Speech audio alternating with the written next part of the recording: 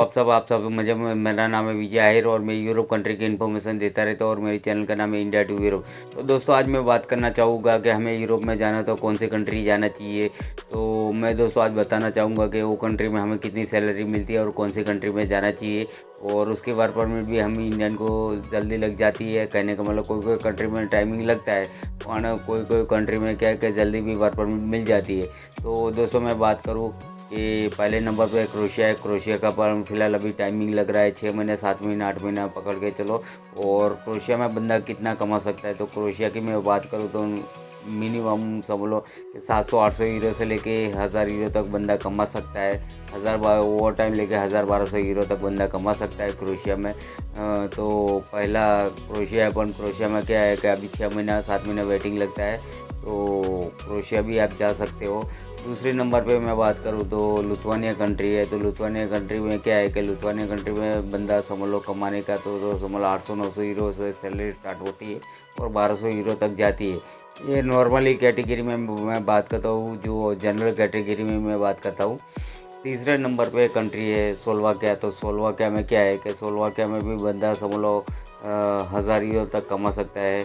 बराबर 1000 यूरो से समझ लो प्लस समझ लो आप ओवर टाइम करते हो तो 1200 यूरो तक आपका बन जाता है स्लोवाकिया में। तो हमारे इंडियन के लिए स्लोवाकिया भी बहुत अच्छी कंट्री है। चौथे नंबर पे बात कर दो हंगरी। तो हंगरी का क्या है कि हंगरी में आप मिनिमम एवरेज पकड़ के चलो कि 1000 यूरो तक आप कमा सकते हैं। और 1000 यूरो से समझ लो प्लस अच्छी कंपनी होगी तो आपको 1200-1300 यूरो तक मिलेगा। तो 1000 यूरो मोटा मोटा पकड़ के चलो, मैं मिनिमम मोटा मोटा पकड़ के ही बता रहा हूँ कि भाई इतना कमा सकोगे। उसके ऊपर भी समझ लो आप कमा सकते हो, वो आपके ऊपर डिपेंडेंट है।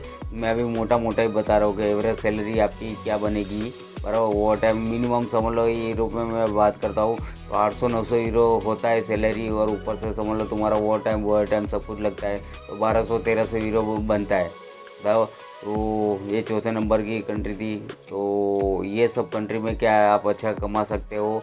अगर मैं बात करूँ कि 5वें नंबर की कंट्री तो समझ लो आप फिनलैंड जा सकते हो और फिनलैंड में भी अच्छा कमा सकते हो। अगर मैं फिनलैंड की बात करूँ तो फिनलैंड में समझ लो मोटा मोटा पकड़ लो आप 2000 यूरो तक कमा सकते हैं। बराबर।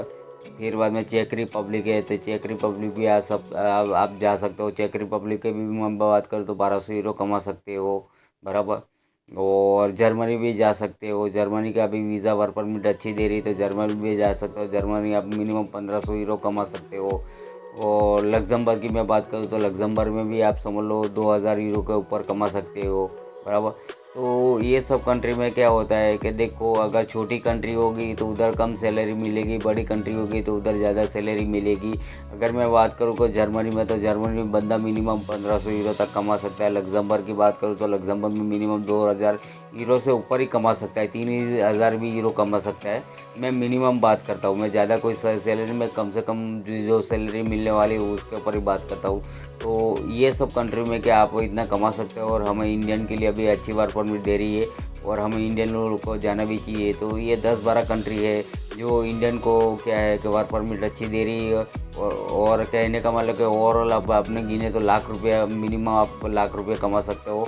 तो कहने का मतलब कि मिनिमम लाख रुपये आप गिनती मान के चलो कि 1000 यूरो आप बचा सकते हो। समझ लो 1200-1300 यूरो कमा सकते हो। पर क्या होता है कि दूसरा आपका टैक्स वो सब कुछ खर्चा होता है। तो मिनिमम की मैं बात करूँ तो आप 1000 यूरो को कमा सकते हो, 1000 यूरो तक बचा सकते हो। बराबर। अगर कहने का मतलब कि फैमिली के साथ में रहते हो तो 1000 यूरो नहीं बचा। अब सिंगल में अगर कंपनी का सब कुछ होता है, एकोमोडेशन कंपनी का होता है, और कहने का मतलब कि एकोमोडेशन में रहने का ही कंपनी का, जो खाना बना के जो हमें खाना बनाना होता है और टैक्स भी पे करना होता है। तो टैक्स पे करके हम लोग मिनिमम 1000 यूरो तक बचा सकते हैं। तो ये सब कंट्री में मिनिमम आप 1000 यूरो की एवरेज पकड़ के चलो कि 90,000 तक हम कमा सकते हैं।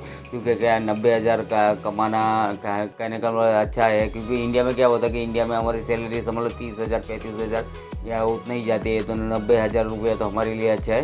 तो ये सब कंट्री क्या हमें वर्क परमिट अच्छी देती है और इसका वर्क परमिट रेशियो भी बहुत अच्छा है। क्योंकि ये क्या इंडियन से 10-12 कंट्री जो इंडियन को वर्क परमिट देती है, तो हमारे लिए अच्छा ऑप्शन है और अच्छी कंट्री है, तो हमें जाना चाहिए और एक बार तो हमें अप्लाई करना ही चाहिए। तो दोस्तों ये आज का मेरा टॉपिक यही था। आप सबको वीडियो अच्छा लगता है सब्सक्राइब